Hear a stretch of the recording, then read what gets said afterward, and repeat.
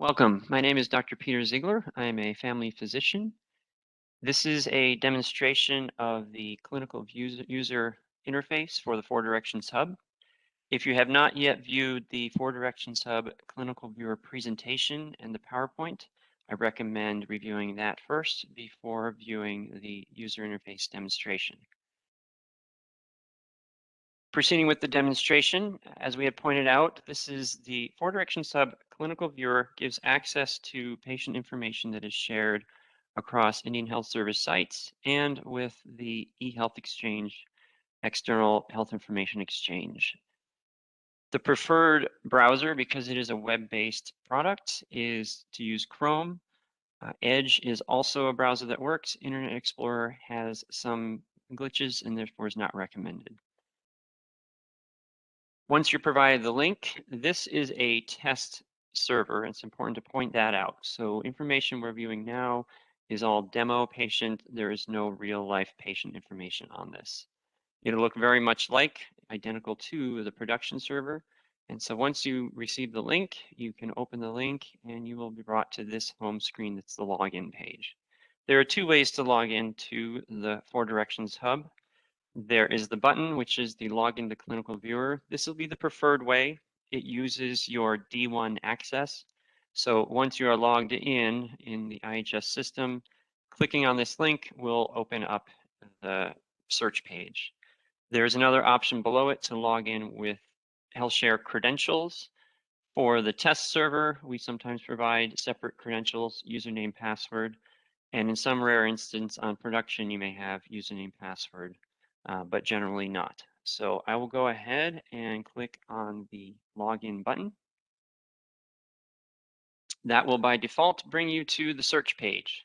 So here you see the HealthShare Clinical Viewer search page and ways of searching for your patient by different demographic information.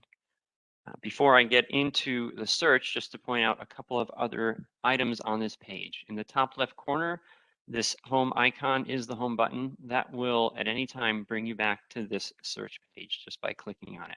So as we get further into demonstrating the user interface, if you ever want to come back to the search page, you click the home button. To the left of that are these three lines, sometimes called a hamburger icon or hamburger menu. By clicking on that, you will get two options to view the patient search, and then another function called My List, which is currently under development and is a way to create cohorts and lists within the clinical viewer to have and track patients. We won't focus on My List today, but we'll go back to the patient search. In the top area, this is what I would consider as a clinician the less common ways somebody may search for a patient. You can click a search and look at different identifier types that are available to put in here. So if it's entered into the patient's demographics and gets into the patient index, which coalesces all of the information, then you could potentially search by these identifiers. I won't be doing that today, but that is just to show how in this section you can search by those different identifier types. More commonly, folks will be using demographics, last name, first name, middle name, etc. The more specific you can be with your search, the quicker the user interface will be in finding results. So if I were to type in a very generic last name and leave it as such, it may take so long as to sometimes even time out depending on how busy the server is. Important to note, and I'll note it again as we're getting into looking at patient information in this demo server, you should enter a minimum of 4 characters in any of these fields to initiate a search. So if you only know the first 4 letters of a last name and the first name, you can search by that. Further down, you can search by medical record number. So for instance, if I have the medical record number at Chin Lee, I can click on Chin Lee and then type in the medical record number here and search by that way as well. That's not how I'll do it today, but that's another option. Down in the bottom right corner, you can always click the clear button and it'll clear all the fields that you have entered. Finally, a likely infrequently used option here is the override button. This is a type of break the glass that in the event you want to override what patients might have consented to in terms of sharing their information. That can be done. It is audited, so it's traceable. You do need to enter a reason and the type of authorization. So it would be a very rare instance, if ever, that you would need to use that. So I will go back now and do some demonstrations of the type of information that you can find. In the test system, we have some patients loaded that have some information. In this case, this demonstration patient's name is Susan Waters. I could go ahead and enter other information, but that's the minimum that I know right now, and I'm going to search based on that. That very quickly brought up a list of one, which means there's only one patient by that name currently in the database. Were there to be others, you would see a list here below it. So for instance, going back, I will click the home button up here to the left. I'll type a little more generic name, which again, warn against in the production server because it might take a long time, but in the demo server, it comes up fairly quickly. So this is an example of a list now of other patients that meet that last name criteria. To the right, all the way to the right, we have a ranking score. The higher the ranking means the higher the match to what you entered. So it's a type of confidence rating by the user interface to tell you the results and how confident it is to turn back what you were looking for. And then you can scroll down. There are arrows next to each of these entries. If you click on the arrow, it shows the different sites or the different locations that have contributed to that one person's record. So in this case, John Smith only has one site, Chin Lee, that has contributed demonstration information to that chart. Beatrice Andrews, that doesn't fit the criteria of Smith, but if you scroll down, you'll see that somewhere she was a Beatrice Smith and matched as well. And so in this case, two different sites have contributed to that patient's overall record. For purposes of the demo and being able to show some robust information, I'm going to go back to this demo patient, Susan Waters, and click search. Again, I will go to this arrow on the left and open it just to demonstrate that Susan Waters has 3 different locations where she has been registered at least and possibly sought care. And it'll list that. So Shiprock, Chin Lee, the numbers next to it are the medical record number. And then there's this demo tribal. Again, it's a demo database. So we have a site called demo for tribal. Over to the right, besides the gender, the date of birth, the address, you will see these icons that with hover help, you can identify what they mean. And essentially they're showing that within that record, this is the type of information you will see. So in that second one from Chin Lee, there are medications, there's vaccination information, there's other observations, there's radiology information, etc. This one from Demo for Tribal is purely demographic information, meaning you'll only find demographic info, no other data. So it may help to focus a search, save you the time of clicking on that, knowing that's just going to have patient data. There are 2 different ways now to get into Susan Waters' demo patient information. If you click the top line, you'll get a consolidated view of all 3 of those below. If you click each one, you'll get the view only from that site. So if I only want to see what Chin Lee sent, I will click on this one with the Chin Lee. If I only want to see what Shiprock sent, I would click on that one. For purposes of the demo, I'm going to look at the consolidated view because I want to see everything that is viewable under a record. So when you click on that, it brings up, again, another default view of this summary screen. There's a lot of information here, and I'm going to step through each section.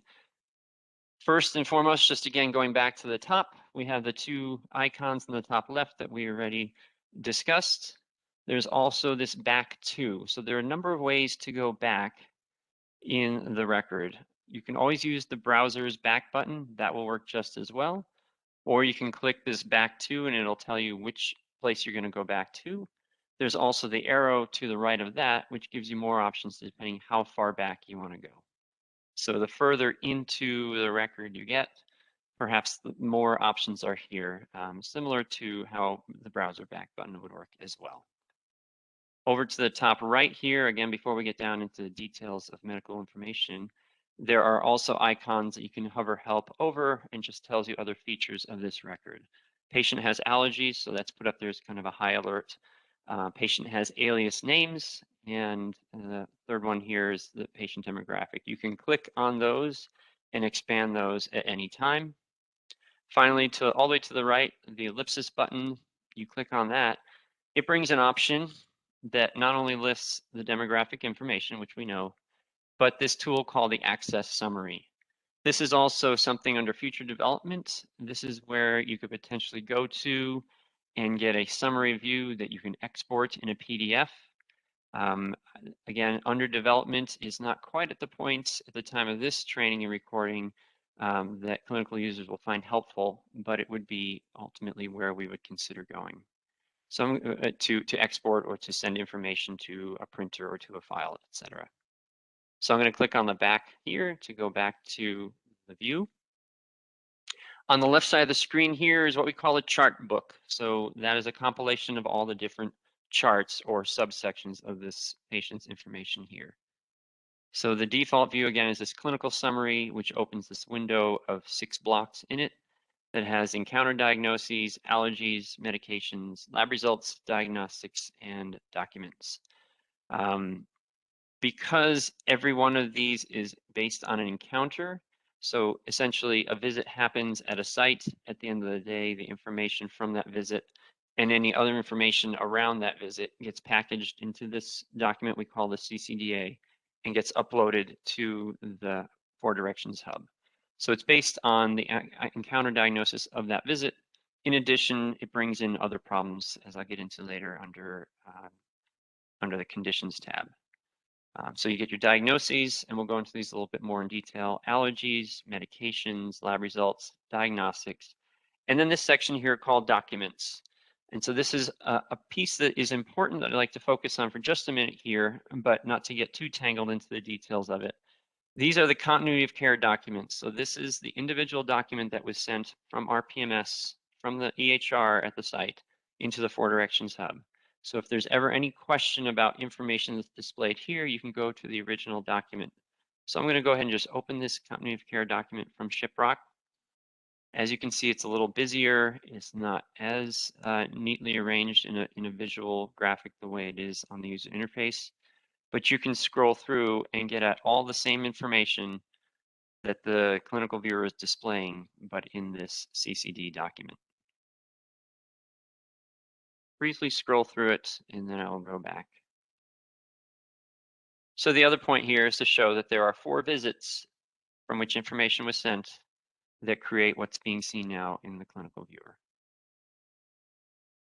Since each of these sections in the summary is also represented below, I'm going to close the clinical summary and actually go into each of those sections to demonstrate what else can be seen. So here is the conditions tab. Again, this brings in those encounter diagnoses that we saw above, in addition to current problems and historical. So these would be your active problems in EHR and your inactive problems. At any time, you can sort or search using this feature. So you can imagine as this list gets very long, if you type in the search and you want to find out, has this person had any atrial fibrillation? If this list is a couple pages long, you can type that and it'll quickly highlight and help you search that way. Probably more helpful in things like medications tab, possibly vaccinations, etc. You can also sort by date, identified, or onset by just clicking on this on the right, and have different ways of sorting that list as well. Same thing with the current problems, and then any historical and inactive problems. The next tab here is the allergies. Another point to make here, and if you can see on the very left, there is a shaded bar next to each of these, except for medical devices. It's going to be light green on the browser, depending on the color settings. If there is a shaded bar, that means there is data information within that tab. If it's not shaded, that means there's no information. So for instance, on medical devices, no implantable devices have been listed, so that's an empty shading there. So I'll go back up to allergies, and we'll just kind of step through each of these. So this lists the allergies, again, the same kind of search button, search field here, as well as a sort option. Medications, you open up the current medications versus historical. In this, you have the added feature to click on the details button over here to the right in what would be looking like a vertical ellipsis. If you click on that, it opens up a more detailed page of other items that may be represented in EHR, depending on what was exported from the pharmacy package. Because these are demo patients, they may not have as much information as a real life patient would in terms of filling in all the fields, but it gives you an idea of what all you can see related to this medication. And again, this is a consolidated view, so it tells you which facility it came from. If I had opened up the individual view for the site, then it would have only shown that site. For instance, if I had just opened the Shiprock site, I would only see these two medications listed. So it conveniently tells you where that person received those medications. The Documents tab, again, these are those continuity of care documents if one ever wanted to go look and see what was listed in that. Immunizations brings up all of the completed as well as due. So whatever was sent across from the forecaster in the CCDA would show up here as due. Same thing, if you click on details, you can open up an expanded view and a little more information in these fields on what was done relative to that vaccine.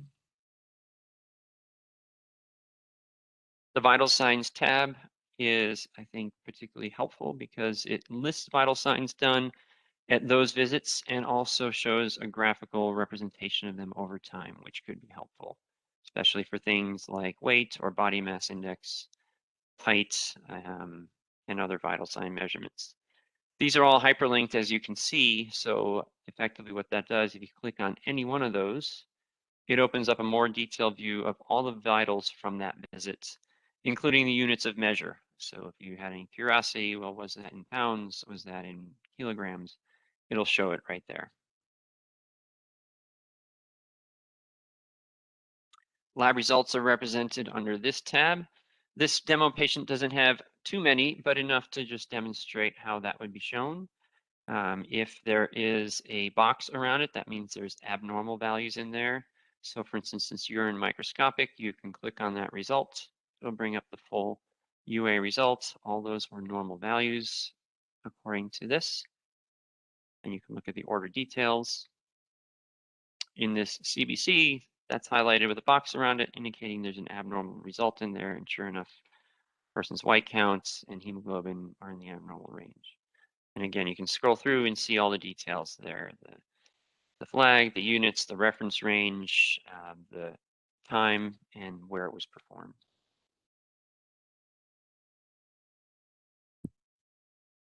Diagnostic studies, these would be any of the imaging tests that were uploaded. You can click on the results, and it will also put the reading there, however it was recorded in RPMS in the EHR. This is, again, a demo, so it says X-ray showed abnormalities, but it would be whatever text that the radiologist or the person interpreting the film put in there. Procedures tab includes not only X-rays, because that gets uploaded as procedures as well from the RPMS into the CCDA, but other invasive procedures that we would consider. So this person has had an ablation, they've had an arthroscopy of their right knee, etc. We already touched on the medical devices tab, implantable medical devices, none listed. The histories, these are more of the social histories that are listed here. Social determinants are not yet exported through the CCDA into 4DH, but that is in development. The encounters just lists, again, all of the dates and times of the encounters that contribute to this consolidated view document. Any appointments that would be listed, the care team as created inside of the clinical viewer, the cohorts, and this is a feature that is in development, as I mentioned earlier at the beginning of the demonstration, and then finally the demographics tab. So that's a view of all of the aspects of the clinical viewer that can be seen. There's another feature. So this is all within the 4 Directions Hub. So this is all Indian Health Service sites contributing data to this view. If I go back to the home screen, another feature I'd like to demonstrate is what things look like through the eHealth exchange. So when a document comes in from outside of IHS, such as with the VA. And in this case, we have demo patients with very interesting last names that start with this WHIN. So I'm going to just search that. We have these test patients, WHINZZZ test patient. All of these have not only IHS demo site contributing, but also eHealth VA. So from the eHealth exchange, they've also had a CCDA sent in. What I'm going to do is go ahead and click on that consolidated view. And when I do that, I'll draw your attention immediately to something that appears that hasn't appeared in the previous views that I've shown you. So I'm going to click on this. And you should see right away that it says awaiting results from eHealth VA. And that means it's uploading or importing a document from the VA. Before I hit the refresh to then put it into this view, I want to draw your attention down to this documents list. So this person had 3 documents sent from Demo Hospital within IHS, but they also had information from the eHealth VA, which it just retrieved as I logged in. You click refresh, and then that document will also appear there. In this summary view, it says aggregated CCD. It might not be so intuitive to say, oh, that was from the VA. But if you actually go down on the left side here and click on the documents section, it will show aggregated CCD, but then also says this came from the eHealth VA. And then if you want to view it, and again, as is pointed out in the training, documents that come in from the eHealth exchange are view only. They do not get loaded into this consolidated view. So the way you view that is by clicking on that aggregated CCD and then scrolling through and viewing it in this CCD format. So you can scroll through and see all the problems, medications, allergies, labs, etc. All the things that we've already shown that are demonstrated in the clinical viewer, but it'll have to be viewed through this manner for patients that are receiving data in from the eHealth exchange.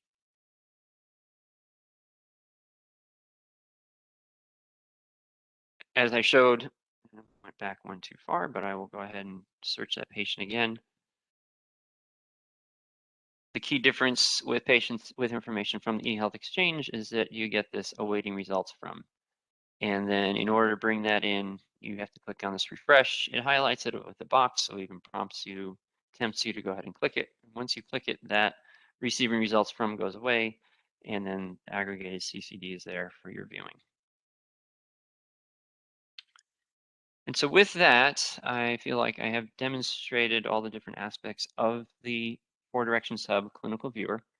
I'll go back to the home screen, which is the original search page, and we'll conclude the demonstration there. So thank you very much for your attention.